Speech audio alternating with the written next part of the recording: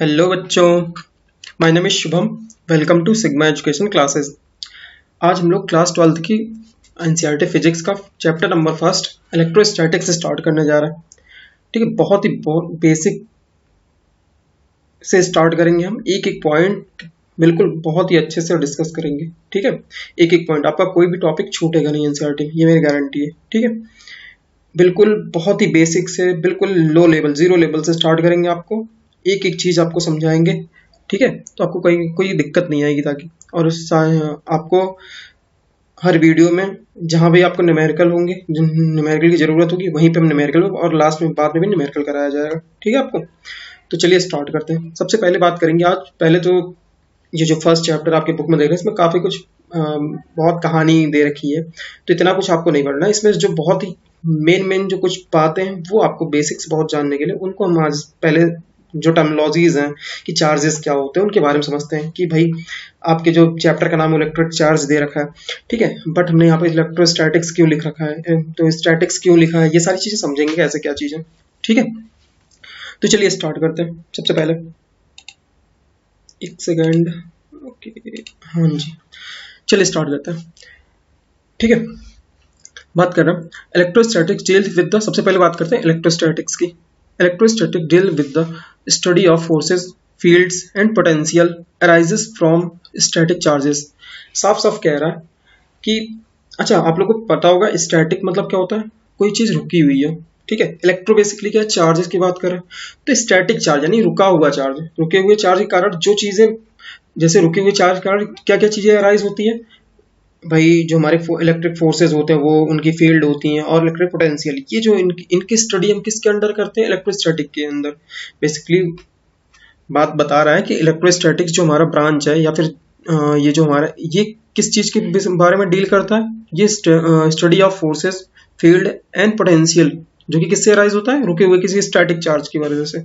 अब यहाँ तक क्लियर होगा। स्टैटिक का मीनिंग होता है एनीथिंग दैट डजंट मूव और चेंज विथ टाइम, मतलब रुका हुआ कोई स्टैटिक चार्ज हो जो कि मूवमेंट जिसका ना हो। अगर मूवमेंट, चार्ज का मूवमेंट होगा तो आगे भी देखेंगे कि वहाँ पे फिर मैग्नेटिज्म भी आ जाता है। ठीक है, अभी हम बात की बात वो देखेंगे। अब सबसे पहले बात करते हैं इलेक्ट्रिक चार्ज। भाई इलेक्ट्रिक चार्ज होता क्या है, आप सबने सुना होगा भाई। ठीक है, इलेक्ट्रिक चार्ज के बारे में पहले पढ़ते हैं, उसके बाद समझाते हैं धीरे धीरे, एक एक लाइन पढ़ते चलते, एक पैरा उसी हिसाब से समझते चलते हैं। Electric charge is the property, physical property of matter that causes it to experience a force when placed in electromagnetic field।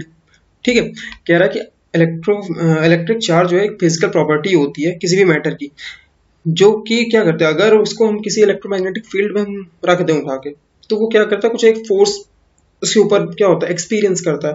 जैसे अगर किसी पॉजिटिव चार्ज को या किसी समथिंग नेगेटिवली चार्ज को किसी इलेक्ट्रिक फील्ड में रख देंगे, तो इलेक्ट्रिक फील्ड अगर पॉजिटिवली है तो क्या वहाँ पे क्या होगा, अगर पॉजिटिव चार्ज रखते हैं तो अट्रैक्ट करेगा, अगर सेम चार्जेस हैं लाइक अनलाइक चार्ज है तो रिपेल करेंगे, सॉरी अगर लाइक चार्जेस हैं तो क्या करेगा, रिपेल करेगा, अनलाइक चार्ज है तो अट्रैक्ट करेगा, सिंपल सी बात है। अच्छा वो तो बात की बात है, सबसे पहले समझते हैं कि भाई दो बेसिकली एक चीज समझने वाली है यार चार्जेस के बारे में। चार्ज बेसिकली होता क्या है, कोई भी हमारा जो ऑब्जेक्ट है, मैटर है, वो बना किससे होता है भाई, वो हमारा बना किससे होता है, वो बना होता है किसी भी, वो कुछ मास से मिलकर बना होता है। अब मास में क्या होगा, एक चीज समझने में बहुत बेसिक, अगर कोई चीज भाई जो हमारा मास होता है वो क्या होता है, न्यूट्रल होता है, तो हम ये मान सकते हैं कि उसमें जो नंबर ऑफ चार्जेस है पॉजिटिव नेगेटिव वो सपोज इक्वल है। ठीक है, अब जैसे इसमें एक कोई अगर थोड़ा सा भी अनइक्वल हो जाता है, जैसे नंबर ऑफ चार्जेस एक कोई बढ़ जाए या पॉजिटिव वाला, तो ये पूरा जो मास है ये किस तरह पॉजिटिव चार्ज की तरह बिहेव करने लगेगा। ठीक है भैया, और अगर इसी में नेगेटिव चार्ज की क्वांटिटी जो है बढ़ जाए, सपोज यहाँ पे जैसे 2 हो गया तो यहाँ पे 3 या 4 हो जाए, मतलब नेगेटिव चार्ज की वैल्यू क्या हो जाए, पॉजिटिव चार्ज से ज्यादा हो जाए, तो ये बॉडी कैसी हो जाएगी, या ये जो मास है वो कैसे किस तरह बिहेव करेगा, एक नेगेटिव चार्ज की तरह बिहेव करेगा। बेसिकली जो चार्जेस होते हैं वो भी मास ही होते हैं, बट उसमें थोड़ा सा डिफरेंस होता है, वो अभी आगे समझते हैं। ठीक है, तो चले आए ओके। अब बात यहाँ पे करते हैं कुछ बहुत बेसिक फिनोमिनन्स की है, इनके वो समझने की, ये टर्म आपको याद रखना है। यहाँ पे यही चीजें आपको ध्यान रखनी की, जो like charges repel each other, ठीक है, ये बातें मैं 10 बार अभी बोलूंगा यहाँ पे, ठीक है। इन्हीं चीजों को ध्यान रखना है कि जो समान चार्ज होते हैं, लाइक चार्जेस रिपेल क्या करते हैं, एक दूसरे को रिपेल करते हैं। जैसे पॉजिटिव पॉजिटिव क्या करते हैं, रिपल्सन होता है, नेगेटिव नेगेटिव रिपल्सन होता है। अनलाइक चार्जेस क्या होते हैं, वो एक दूसरे को अट्रैक्ट करते हैं, प्लस माइनस में अट्रैक्शन, नेचुरल भाई नेचर की ये सब प्रॉपर्टी है, ठीक है। अनलाइक चार्जेस क्या होते हैं, एक दूसरे को प्लस और माइनस में क्या इंट्रैक्शन होता है, ठीक है। An object with an absence of net charge is referred to as neutral. अगर किसी भी ऑब्जेक्ट में क्या है, एब्सेंस ऑफ नेट चार्ज, यानी कि दोनों प्लस माइनस आपस में, अगर कोई ऐसा सब्सटेंस है जिसमें, मैंने बताया ना अभी, कोई एक मास है ऐसा जिसमें number of positive charges number of negative charges equal है, तो सब्सटेंस कैसा होगा, न्यूट्रल होगा, क्योंकि जो प्लस है, प्लस की फील्ड होगी मैग्नेटिक, प्लस की जो इलेक्ट्रिक फील्ड होगी वो नेगेटिव के इलेक्ट्रिक फील्ड से कैंसिल आउट हो जाएगी। तो पूरा पूरा जो हमारा मटेरियल है सब्सटेंस, वो कैसा है, एज ए न्यूट्रल बिहेव करेगा, ठीक है। अब बात करते हैं नेक्स्ट पॉइंट की। कह रहा है कि जो पुराने अर्ली, मैं इसको समझाता, early knowledge of how charge substances interact is now called classical electrodynamics. अच्छा, ये वर्ड ध्यान रखना, जैसे यहाँ इलेक्ट्रोस्टैटिक है वैसे यहाँ पे इलेक्ट्रोडायनेमिक्स। क्लासिकल का मतलब तो पुरानी स्टडी, ठीक है। वही कह रहा है जो पहले चार्ज सब्सटेंस के बारे में हम पता करते थे, या जो हमारी नॉलेज थी कि कैसे वो इंटरेक्ट करते हैं, उनके बारे में क्या क्या चीजें, उनका कंसिडरेशन, यही सारी चीजें, तो उनको हम आज के टर्म में उन्हें क्या कहते हैं, क्लासिकल इलेक्ट्रोडायनेमिक्स कहते हैं, ठीक है। उनको हम कहते हैं क्लासिकल इलेक्ट्रोडायनेमिक्स, ठीक। आई होप यहाँ तक क्लियर।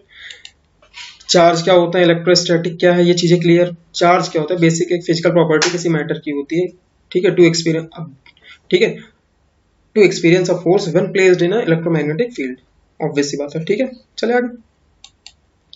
अब बात करते हैं कुछ और प्रॉपर्टीज की चार्जेस की। सबसे पहले बात करेंगे, देखो, electric charge is a conserve property, ठीक है, ये कंजर्व प्रॉपर्टी होती है। Second, the net charge of an isolated system, the amount of charge minus the amount of positive charge minus the amount of negative charge can not change, ठीक है। कह रहे जो नेट चार्ज होगा हमारा, ठीक है, किसी भी आइसोलेटेड सिस्टम का, वहां पे क्या होगा, वो क्या होगा, अमाउंट ऑफ जितने नंबर ऑफ पॉजिटिव चार्ज होंगे वो माइनस कर दो, उसमें से अमाउंट ऑफ नेगेटिव चार्ज उसके माइनस कर दो, ठीक है, वो हमारा आ जाएगा। अब कह रहा है कि नेक्स्ट पॉइंट क्या है, electric charge is carried bye सब एटॉमिक पार्टिकल्स, ठीक है। इलेक्ट्रिक चार्ज किससे कैरी, मतलब किसकी वजह से होता है, कुछ सब एटॉमिक पार्टिकल्स होते हैं। फॉर एग्जाम्पल, जैसे हम आप लोगों को पता होगा, अपने 10th पढ़ रखा, जो हमारे कोई भी हमारा जो सब्सटेंस होता है या मैटर होता है, किससे मिलकर बना होता है, उसकी जो स्मॉलेस्ट पार्टिकल कौन कौन से होते हैं, इलेक्ट्रॉन, प्रोटॉन और न्यूट्रॉन, तो पता ही होगा। लेकिन जो इलेक्ट्रॉन होता है वो क्या होता है, हल्का होता है, वो इस पे क्या नेगेटिवली चार्ज पार्टिकल होता है, और प्रोटॉन हमारा जो होता है कैसा, पॉजिटिवली चार्ज पार्टिकल होता है। अब क्या करना है भाई, ठीक है, आई होप यहाँ तक क्लियर। अब कह रहे हैं नेक्स्ट पॉइंट क्या, in ordinary matter negative charge is carried bye electrons and positively charge is carried bye protons in the nuclei of atom. और मैंने बता ही रखा ऑलरेडी, क्लियर, ठीक है। अब कह रहा है next, if there are more electron then proton in a piece of matter it will behave as a negative charges. मैंने जो भी इसके पहले समझाया था कि भाई चार्ज कुछ होता नहीं है, चार्ज बेसिकली मास ही होता है। अगर चार्ज मास में क्या हो कि जो मास, सपोज करो कि मास जो है वो किससे मिलकर बना, पॉजिटिव नेगेटिवली चार्ज। सपोज एक मास का टुकड़ा है, मास का पीस है, ठीक है, कोई भी, उसमें क्या है, सपोज करो 3 जो है प्लस चार्जेस हैं और 3 माइनस चार्जेस हैं, तो अब जब 3 इक्वल रहेंगे तो क्या होगा भाई, वो न्यूट्रल की तरफ बिहेव करा। अगर उसमें क्या हो, नेगेटिव आयन, यानी कि सपोज करो जो नेगेटिव चार्जेस हैं, सपोज इलेक्ट्रॉन, वो ज्यादा हो जाए और प्रोटॉन कम हो जाए, तो वो कैसा बिहेव करने लगा, नेगेटिव चार्ज की तरफ बिहेव करने लगा। सिंपल सी बात है, समझ में आया। और अगर क्या हो जाए, वही रिवर्स करके देख लें, अगर पॉजिटिव चार्ज बढ़ जाए तो वो पॉजिटिव चार्ज की तरफ बिहेव करेगा, अगर दोनों इक्वल हैं तो नेगेटिव चार्ज की तरफ बिहेव करेगा। अब बस ये जाना, ठीक है, चार्ज इज ये कह रहा है चार्ज इज क्वांटाइज्ड, ठीक। चार्ज कैसे होते हैं, क्वांटाइज्ड होते हैं। अच्छा, ये हाफ आधा नहीं हो सकते, मतलब या तो 1 इलेक्ट्रॉन होगा या 2 इलेक्ट्रॉन होगा या 3 इलेक्ट्रॉन चार्ज होगा नेगेटिव में। अगर पॉजिटिव में प्लस में बात करें, या तो प्लस 1 इलेक्ट्रॉन होगा, सॉरी प्लस ई होगा, या 2 ई होगा, या 3 ई होगा, या 4 ई होगा, कभी 2.5 नहीं होगा। ध्यान रखना, क्वांटाइज्ड का मतलब है कि मतलब फ्रैक्शंस में नहीं हो सकता कभी भी charge, okay. Proton has a charge of plus E and electron has a charge of minus E, okay. I hope clear यहाँ तक। नेक्स्ट पॉइंट की बात करते हैं, an electric charge has an electric field मैंने ऑलरेडी बता दिया, अभी आगे और भी इसके इलेक्ट्रिक फील्ड है, ये आगे नेक्स्ट वीडियो में आपको बताया जाएगा इसके बारे में पूरा, क्योंकि इस चैप्टर में आपको इलेक्ट्रिक चार्ज और इलेक्ट्रिक फील्ड के बारे में ही जनरली पढ़ना है। यहाँ पे थोड़ा सा कुछ आपको और एक्सपेरिमेंटल कुछ चीज़ें हैं उनके बारे में बताया जाएगा, क्योंकि इस चैप्टर में फालतू बहुत सारी चीज़ें हैं, बहुत ही भूमिका बनाई गई है, मतलब बहुत ही ज़्यादा एक तरह से, ठीक है। तो उतना सब कुछ नहीं, आपको बहुत ज़्यादा बस मेन जो कंटेंट है वही चीज़ें बतानी है, ठीक है। हाँ, इलेक्ट्रिक फील्ड के बारे में आपको बहुत अच्छे से पढ़ना आगे। तो वही कह रहा है, कोई भी चार्ज होता है उसके पास क्या होती है, अपनी उसकी इलेक्ट्रिक फील्ड होती है। और कह रहा है if the charge is moving is also generated a magnetic field. अच्छा, एक चीज़ मैंने ऑलरेडी बता रखा है, जब भी कोई चार्ज मूव करेगा तो एक इलेक्ट्रोमैग्नेटिक फील्ड, यानी कि अगर कोई चार्ज मोशन करता है, ठीक है, अगर कोई चार्ज मूव करे तो वो अपने आसपास एक क्या मैग्नेटिक फील्ड जनरेट कर लेता है। The combination of electric and magnetic field is called electromagnetic field, ठीक है। इलेक्ट्रोमैग्नेटिक फील्ड, ये आपको इस 12th की फर्स्ट जो बुक है, यहाँ पे आपको चार्जेस के ही बारे में पढ़ना है आपको। इसके बाद अभी तो आपने स्टैटिक चार्ज के बारे में पढ़ा, तो इलेक्ट्रोस्टैटिक स्टार्टिंग के जो दो तीन चैप्टर आपके हैं। उसके बाद इलेक्ट्रोडायनेमिक्स में जब आएंगे तो आप करंट के बारे में, ठीक है, आपको आगे जो इलेक्ट्रोमैग्नेटिज्म पूरा मैग्नेटिक, ठीक है, ये सारी चीजें पढ़नी पड़ेंगी। तो वहाँ पे इलेक्ट्रोमैग्नेटिज्म पूरा चैप्टर ये आपको वहाँ पे अच्छे से पढ़ना पड़ेगा, ठीक है। वहाँ मैग्नेटिक फील्ड सब अच्छे से डिस्कस किया जाएगा, ठीक है। तो अभी आप बस जान लो कि जब कॉम्बिनेशन इलेक्ट्रिक फील्ड और मैग्नेटिक फील्ड का कॉम्बिनेशन हो जाता है, ठीक है, तो उसे कहते हैं इलेक्ट्रोमैग्नेटिक फील्ड, ठीक है, जहाँ पे दोनों टाइप की फील्ड होती हैं। और ये मैं थोड़ा सा अभी आगे के लिए बता दे रहा हूँ यहाँ पे कि ये दोनों मैग्नेटिक फील्ड जो होते हैं, इलेक्ट्रिक फील्ड और मैग्नेटिक फील्ड, ये परपेंडिकुलर होते हैं एक दूसरे के, ठीक है, okay. And it interact with charge is the source of electromagnetic field and its interaction with charges is the source of electromagnetic forces which is one of the four fundamental forces of physics, ठीक है। ये आपने पढ़ रखा होगा कि जो हमारे फोर फंडामेंटल जो फोर्सेज होते हैं उनमें इलेक्ट्रोमैग्नेटिक फोर्स भी होता है, ठीक है। ये किसकी वजह से होता है ये फोर्स, अच्छा, ये जो फोर्सेज होते हैं किसी फील्ड की वजह से डेवलप होते हैं, ठीक है। अब कह रहे हैं the study of photon mediated, ठीक है, mediated interaction among the charge particle is called quantum electrodynamics, ठीक है। जहां पे हम स्टडी करते हैं किसके, फोटोन के मीडिएशन की, यानी कि उसके इंटरेक्शन की अमंग द चार्ज पार्टिकल, उसको कहते हैं क्वांटम इलेक्ट्रोडायनेमिक्स, ठीक। आई होप यहाँ तक क्लियर, ठीक है। ये चीज समझ में आ गई, बस सिंपल सा इस पूरे उसमें एक दो बातें ध्यान रखनी है कि भाई ये ऑलरेडी मैंने ये चीज समझा रखी। और यहाँ पे एक चीज ये बस समझना है कि जो हमारा इलेक्ट्रिक चार्ज होता है वो क्या होता है, कैसा होता है, जब भी मूव करेगा तो अपने साथ एक मैग्नेटिक फील्ड लेके जनरेट कर लेगा, ठीक है। तो इसके कारण क्या होगा, उसके पास क्या होगा, इलेक्ट्रिक फील्ड अपनी होगी चार्ज की वजह से, इलेक्ट्रिक चार्ज की, और साथ ही साथ उसके पास मैग्नेटिक फील्ड भी आ जाएगी, ठीक है बच्चों। तो इसके बाद उसके पास क्या इलेक्ट्रोमैग्नेटिक फील्ड हो जाती है, और इस इलेक्ट्रोमैग्नेटिक फील्ड के कारण उसके पास इलेक्ट्रोमैग्नेटिक फोर्स भी जनरेट हो जाता है। आई होप क्लियर है यहाँ तक, चले आगे। अच्छा, यहाँ पे कुछ एक्सपेरिमेंटल डेटा है, ये मैंने बहुत से आपके लिए खोज के रखा है, फिगर यहाँ पे लिया है। तो यहाँ पे एक समझने वाली बात है, जैसे कुछ पहले के ज़माने में होता क्या था भाई, कि हमने देखा होगा कि कुछ एक ग्लास की रॉड ले लो, उसको क्या करो, किसी सिल्क पे क्या करो, रगड़ दो, तो क्या हो जाता, वो कुछ चार्ज हो जाता, फिर वो किसी चीज़ पे देखो छोटे छोटे कागज के टुकड़े उनको उठा लेता था, मतलब एक तरह से चार्ज हो जाता था, ठीक है। जैसे यहाँ पे फर्स्ट फिगर में देखो ए नंबर में, तो ये यहाँ पे यही हो रहा है। इसको अगर सिल्क थ्रेड में क्या हमने यहाँ पे इसको रगड़ दिया तो देखो पॉजिटिवली चार्ज हो गया, ठीक। अब ये क्या है, अब इसको दो अगर ग्लास की रॉड लें तो इनके बीच में क्या होगा, रिपल्सन हो जाएगा, क्योंकि प्लस प्लस चार्ज हो गए। अब ऐसे प्लास्टिक के रॉड पे क्या होता है, नेगेटिवली चार्ज होता है जब इसको सिल्क पे इसके रगड़ते हैं, ठीक है। ऐसे एक अंबर का टुकड़ा भी होता है, और यहाँ पिथ बॉल के कई सारे एग्जाम्पल हैं इसके, आपके बुक्स में दे रखे हैं। तो यहाँ पे कुछ ही मैंने समझने वाली बात है कि बस ये देखना है कि जो हम कभी कभी देखते हैं कंघी वगैरह वही होता है, प्लास्टिक की जो कॉम्ब होती है, उसे अगर उस पर सिल्क पे रगड़ दे तो वो भी क्या होता है, चार्ज हो जाता है। कई बार छोटे छोटे पार्टिकल्स वो उठा लेता है अपने पास, तो वो प्रॉपर्टी आती है कहाँ से, वो यही चीज, ये चार्ज वाली बात है। अब उसमें भी होता क्या है, जैसे कई बार देखा गया कि अगर आप दो प्लास्टिक कॉम्ब को अगर एक तरह से जिनको जो चार्ज होने के बाद, जिनको रगड़ के चार्ज करने के बाद अगर उनको वापस मिले तो उनमें क्या रिपल्सन होने लगता है, क्योंकि उनमें सेम चार्जेस होते हैं, ठीक है। बट अगर ये ग्लास का हम एक रॉड ले लें और यहाँ पे एक प्लास्टिक की रॉड ले लें, इन दोनों को आपस में करें तो ये क्या होगा, एक दूसरे अट्रैक्ट हो जाएंगे, ठीक है। तो ये बात है, यही बात है यहाँ पे एक पिथ बॉल का भी एक्सपेरिमेंट लेके देखा गया। अगर सेम बॉलें होती हैं तो उनके बीच में क्या होता है, ये इस तरह से होती हैं, ठीक।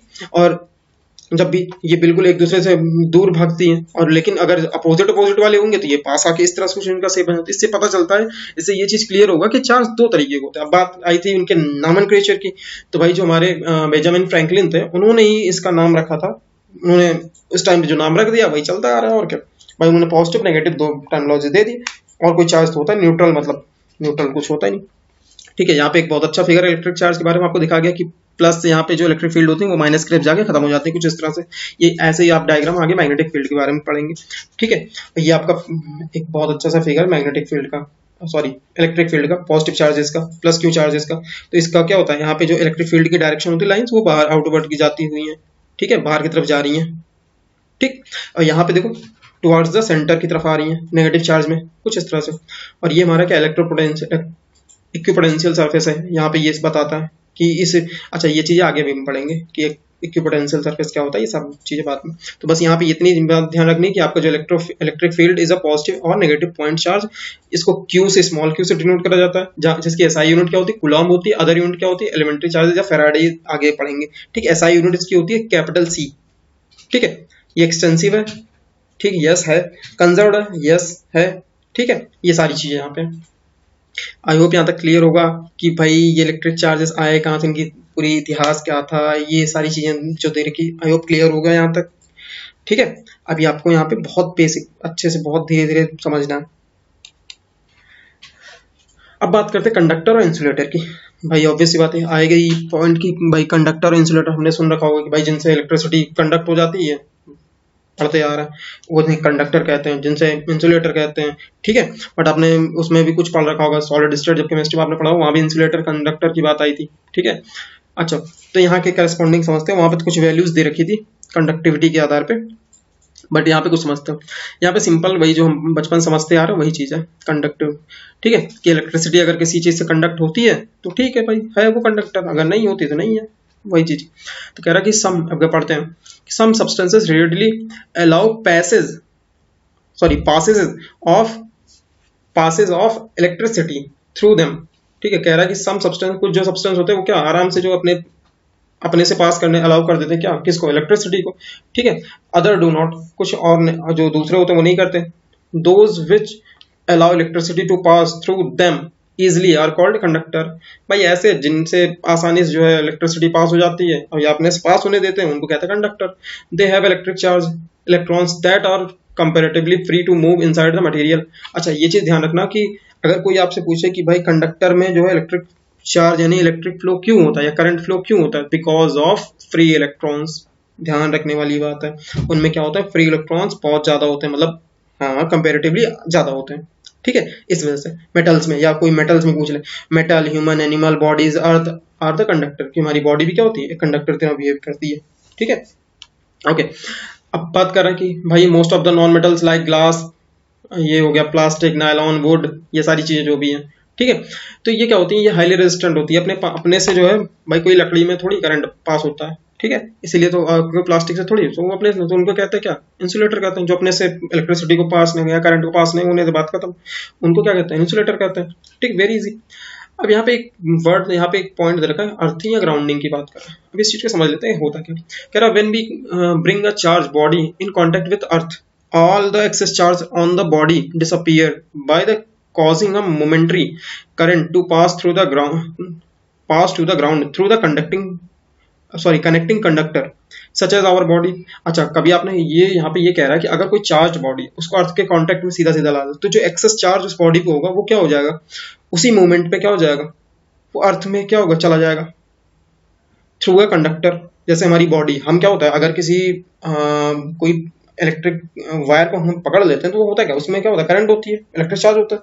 वो क्या करता है, हमारी बॉडी एक कंडक्टर की तरह बिहेव करे और सडनली क्या होती है, सारी अर्थ में जाने लगती है। इसी वजह से हमें क्या होता है, करंट लगता है, ठीक है। हमारी बॉडी वहां पे हमें करंट लगने का यही, क्योंकि हमारी बॉडी कंडक्टर की तरह बिहेव करती है। वो क्या करती है, उस जो वायर से जो इलेक्ट्रॉन्स आते हैं उनको हमारे थ्रू पास होकर अर्थ में चली जाती है। इसी वजह से अगर हमारी बॉडी कंडक्टर ना होती, इंसुलेटर होती, तो हमें फर्क नहीं पड़ेगा, ठीक है। मेन रीजन यही है। The process is sharing the charges with the earth is called grounding या अर्थिंग, इसी कहते हैं अर्थिंग, ठीक है।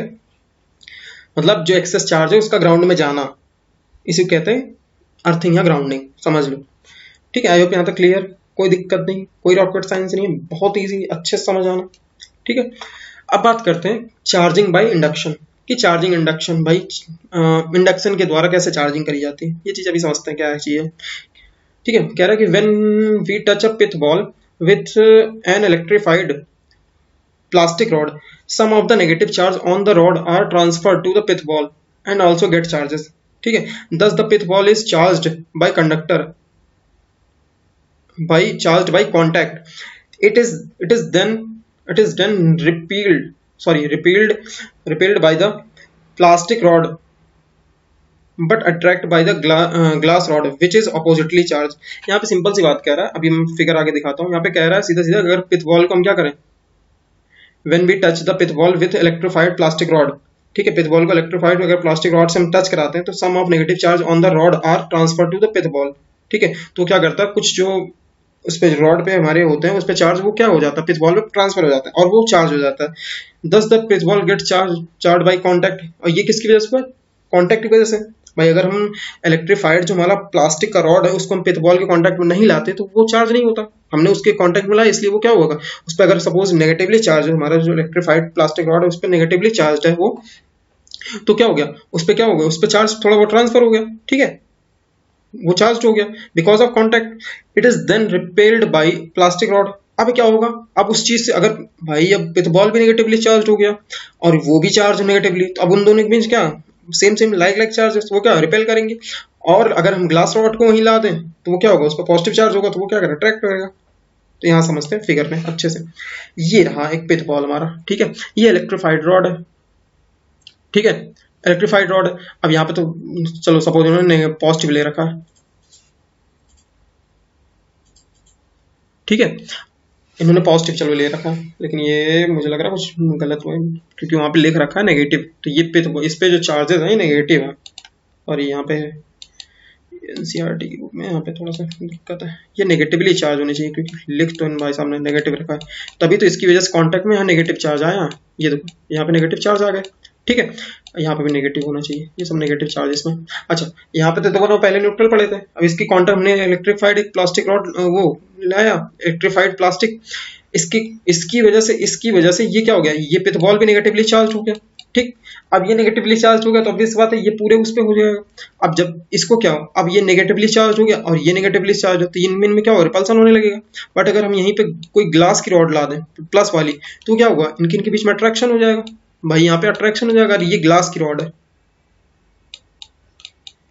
ठीक, और ये क्या है, ये प्लास्टिक की रॉड है, ठीक है, ये प्लास्टिक है। आई होप यहाँ तक क्लियर। ये भाई ये प्लास्टिक वाली रॉड है और ये ग्लास की है, और ये प्लस वाली हो गई, इस पे प्लस है, ये नेगेटिव है। भाई यहाँ पे अगर ये नेगेटिव है और ये भी नेगेटिव है तो इनके बीच में क्या होगा, रिपल्सन यहाँ पे हो जाएगा और यहाँ पे क्या होगा, अट्रैक्शन हो जाएगा, सिंपल सी बात है। और जैसे इसको हम छोड़ देंगे वो वापस से क्या होगा, चार्ज पूरे उसमें देखो डिस्ट्रीब्यूट हो गया। अब जबकि अगर अब बात करें भाई ये हुआ कैसे, अभी तक तो यहाँ पे जो पिथ बॉल था वो तो क्या होता, ये तो चार्ज ही नहीं था, लेकिन ये किसकी वजह से, अब लेकिन फाइनली उसका पोजीशन में क्या है, एट दैट वो क्या हो गया, चार्ज हो गया। देखो एक जो है नेगेटिवली चार्ज हो गया, पॉजिटिवली चार्ज हो। अब ये हुआ क्यों भाई, बिकॉज ऑफ इसके इंडक्शन। ठीक है, यहाँ पे हम कहेंगे ये कैसे चार्ज, पिथ बॉल यहाँ चार्ज हुआ किसके, बाय द इंडक्शन, सिंपल सी बात है। वही कह रहा है, in this phenomenon the metals sphere will each be equal and oppositely charge, this charging by induction. ठीक है, the positively charge glass rod does not lose any of its charge. ठीक है, contrary the process of charging by contact. I hope यहाँ तक clear हो गया, कोई दिक्कत नहीं होगी इसमें। चले आगे, चलते हैं आगे। अब यहाँ पे कुछ हम बहुत basic property of electric charge की बात करते हैं। सबसे पहले एडिटिविटी यानी कि एडिशन ऑफ चार्जेस एक तरह बेसिकली। ठीक है, तो ये कह रहा है कि अगर कोई सिस्टम है उसमें n चार्जेस हैं, Q1 Q2 Q3 Qn तक, ठीक है, then the total number of charges of the system is Q1 plus Q2 plus Q3 plus dash dash Qn तक। ठीक है भाई, सिंपल सी बात है, चार्ज जो है charges has a magnitude but no direction. ये ध्यान रखना, चार्ज के पास मैग्नीट्यूड होती है बट डायरेक्शन कोई नहीं होता। सिमिलर एक तरह मास के, तो हम सिंपली इसको जैसे जोड़ते हैं, hence there is one difference between mass and charge. Mass of a body is always positive, but charge क्या होता है भाई, ये ध्यान रखने वाली है, मास और चार्ज में क्या डिफरेंस होता है। मास जो है पॉजिटिव, जनरली पॉजिटिव और नेगेटिव मास का कोई सेंस तो है नहीं भाई, -1 kg कुछ हम बोल नहीं सकते, या -200 ग्राम कुछ होता है, नहीं होता ना, तो पॉजिटिव होता है। जबकि चार्जेस का होता है, नेगेटिव भी होता है, बस यही बात ध्यान रखनी है। तो हम इसको ऐसे सपोज हम जोड़ ऐड या सब्सट्रैक्ट कर सकते हैं चार्जेस को। अब चार्ज कह रहा है कि भाई सेकंड पॉइंट जो चार्ज कंजर्व्ड होता है, मतलब total charge of oscillated system is always conserved. It is not possible to create और destroy net charge carried by any isolated system through a charge carrying particle may be created or destroyed in a process।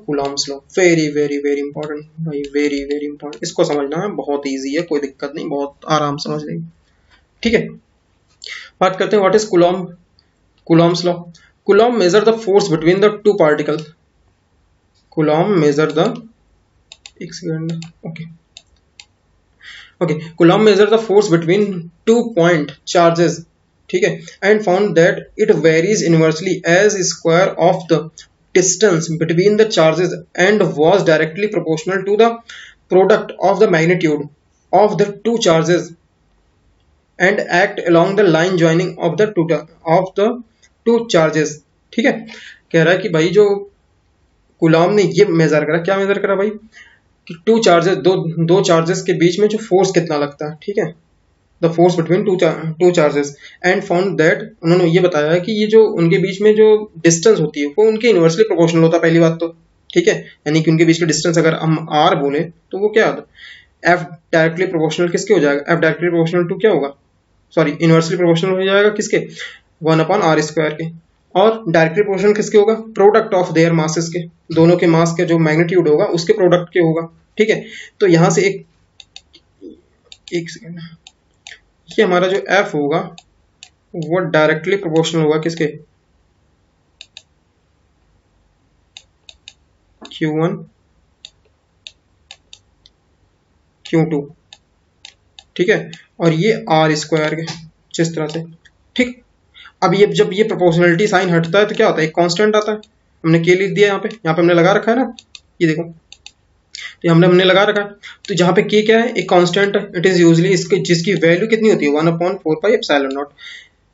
For later convenience so the Coulomb's law is written as, मतलब बाद में हमारी आसानी के लिए इसको finally जो Coulomb's का हमारा जो फॉर्मूला आके आता है वो F इक्वल्स टू हो जाता है हमारा क्या, 1/4πε0 Q1 Q2/r²। इसको याद रख लेना है कि कूलॉम क्या होता है, forces between two point charges, F equals to 1/4πε0 Q1 Q2/r², ये ध्यान रखना है। और जहां पे अगर कोई आपसे पूछे एप्सिलॉन क्या है भाई, एप्सिलॉन है परमिटिविटी ऑफ फ्री स्पेस। ठीक है, the value of epsilon in SI unit आपको ये याद रखनी है, 8.854 इंटू 10⁻12 कूलॉम का स्क्वायर न्यूटन इनवर्स मीटर -2। ठीक है, इतना क्लियर, आई होप यहाँ तक किसी को दिक्कत नहीं होगी। सिंपल सा बस एक फॉर्मूला है, जैसे आपने ग्रेविटेशनल के फॉर्मूले पढ़े होंगे और सबके पास, वैसे ये भी एक फॉर्मूला है। सिंपल सा है, जैसे आपने पढ़ा होगा ना ग्रेविटेशनल जो फील्ड होता है वहाँ क्या होता है, F equal to capital G आपने पढ़ा होगा, M1 M2 upon R square. वैसे सिंपल सा ये भी है कि भाई दो चार्जेस के बीच जो हमारा फोर्स लगता है वो F equal to 1/4 pi epsilon naught, this is a K. ठीक है, ये कांस्टेंट होता पूरा, जिसकी वैल्यू हमने यहाँ पे 1/4 पाई एप्सिलॉन नॉट दे रखी है, Q1 Q2 upon R square, very easy. ठीक है, बस आपको वैल्यू यहाँ पे एप्सिलॉन नॉट की ध्यान रखनी होगी। ठीक है, अब इस पे क्वेश्चन लेते हैं, आपके जो एक्सरसाइज का उस एक्सरसाइज का क्वेश्चन नंबर 1 है। ठीक है, ये आपका एक्सरसाइज है। ठीक है, एक क्वेश्चन देखते हैं इसी पे तुरंत के तुरंत, ताकि क्लियर हो जाए किस तरह का क्वेश्चन आते हैं। ठीक है, बहुत बेसिक क्वेश्चन है, समझो। What is the force between the to small charges sphere having a charge 2 × 10⁻⁷ coulomb and 3 × 10⁻⁷ coulomb placed between 30 centimetre apart in air. बस यहाँ पे एक चीज बस ध्यान रखनी है कि आपको जब भी ये सब कोई भी फॉर्मूला यूज करना, यूनिट वेरी इंपॉर्टेंट। ठीक है, सारा कुछ यहाँ पे SI यूनिट में दे रखा, तो आपको ध्यान रखना है ये चीजें। तो चलो कूलम में दे रखो, दिक्कत नहीं है, बट यहाँ पे 30 सेंटीमीटर, यहाँ पे इसको हमें कन्वर्ट करना पड़ेगा तुरंत किसमें, मीटर में। तो कितना हो जाएगा, 0.3 मीटर। ठीक है, Q1 पे हमें पता है चार्ज, Q2 पे चार्ज पता है। ठीक है, ओके क्लियर।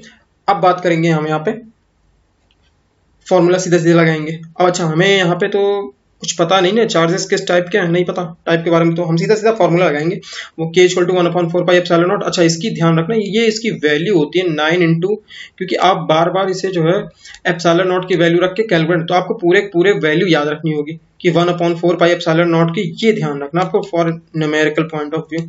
ठीक है, जो बोर्ड वाले बच्चे हैं, जो कंपटीशन है, उनको ये वैल्यू ध्यान रखनी होगी। आप ये वैल्यू नहीं भी याद करो तो भी चलेगा, बट इसका वैल्यू याद रखनी होगी। 1/4 पाई एप्सिलॉन नॉट की वैल्यू जो होती है 9 × 10⁹, आसान भी है याद करने में, 9 × 10⁹ newton metre square coulomb square. ठीक है, तो आपको ये आसान करना है, ये यूज है। अब जैसे यहाँ पे फॉर्मूले में डालना तो कितना इजी हो जाएगा, F इक्वल टू सीधा 9 × 10⁹, ये हो गया 1/4 पाई एप्सिलॉन नॉट की वैल्यू सीधी सीधी। अब बस Q1 Q2 की वैल्यू रख दो, 2 × 10⁻⁷ × 3 × दिस 10⁻⁷, और डिवाइड करना है किससे, 0.3 पाई स्क्वायर। जब इसको सॉल्व करेंगे तो यहाँ से सॉल्व करके आप देखो, आ जाएगा आपका 6 × 10⁻³ न्यूटन। ठीक, आई होप यहाँ तक क्लियर, किसी को दिक्कत नहीं। Hence force between two small charges sphere 6 × इतना, the charge are same nature, hence force between them will be repulsive. ठीक है, क्यों? अच्छा, एक चीज ये समझने वाले कि सर आपको कैसे पता चला कि इनका नेचर जो है सेम है। भाई जो चार्ज है यहाँ पे देखो, दोनों के चार्ज पॉजिटिव है, सेम है, कोई नेगेटिव यहाँ पे नहीं है, दोनों सेम, इसलिए क्या होगा, इनमें रिपल्सिव फोर्स लगेगा। यही समय क्लियर हो गया। ठीक है भाई, अरे भाई यहाँ पे दोनों देखो, अगर यहाँ पे नेगेटिव सपोज दे रखा होता तो हम यहाँ पे समझ जाते हैं, सपोज यहाँ -2 दे रहा होता और ये प्लस का होता, तो ऑब्वियस सी बात है, ये प्लस चार्ज नेगेटिव चार्ज, ये प्लस चार्ज है, क्योंकि जब भी कोई क्यू होगा चार्ज वो नेगेटिव के साथ दिया है, तो भाई ऑब्वियस बात है वो तब नेगेटिव चार्ज होगा, हम अपने मन से नहीं मानेंगे। अगर कुछ नहीं है तो पॉजिटिव चार्ज ही मान के चलेंगे। ठीक है, तो दोनों इस टाइम पे क्या है, दोनों पॉजिटिव है, तो इनके बीच में रिपल्सन होगा, ऑब्वियस सी बात है। तो दोनों के बीच में जितना आया इसको हम, अच्छा एक चीज ध्यान रखना, केवल ये लिख के नहीं छोड़ देना, अगर आपसे नेचर पूछ रखा तो आपको ये भी बताना पड़ेगा कि चार्जेस किस नेचर के हैं, रिपल्सिव नेचर के हैं। ठीक है, आई होप यहाँ तक क्लियर। ठीक, तो आज के लिए इतना ही। ठीक है, नेक्स्ट लेक्चर में हम बात करेंगे इलेक्ट्रिक फील्ड की। ठीक है, बहुत ही बेसिक से स्टार्ट करूँ इलेक्ट्रिक फील्ड, और उसके बारे में उसकी प्रॉपर्टीज जो भी हैं अच्छे से उसको डिस्कस करेंगे कि कैसे कैसे उसके इलेक्ट्रिक फील्ड के बारे में पढ़ना हमें। ठीक है, आगे फिर आपके जो है इलेक्ट्रिक डायपोल, इन सब के बारे में बहुत अच्छे से। ठीक है, अगर आपको लेक्चर हमारा अच्छा लगा तो please like share and subscribe, और जो बच्चे हमारे नए हैं वो हमारे जो चैनल है उसके डिस्क्रिप्शन में जाइए, वहाँ पे आपको व्हाट्सएप ग्रुप का लिंक दे रखा होगा। ठीक है, मैं वहाँ पे पीपीटी या फिर जो भी PDF वगैरह वहाँ पे शेयर कर दिया करूँगा। ठीक है, तो अच्छे से आप लोग पढ़ें और मिलते हैं नेक्स्ट लेक्चर में, तब तक के लिए बाय।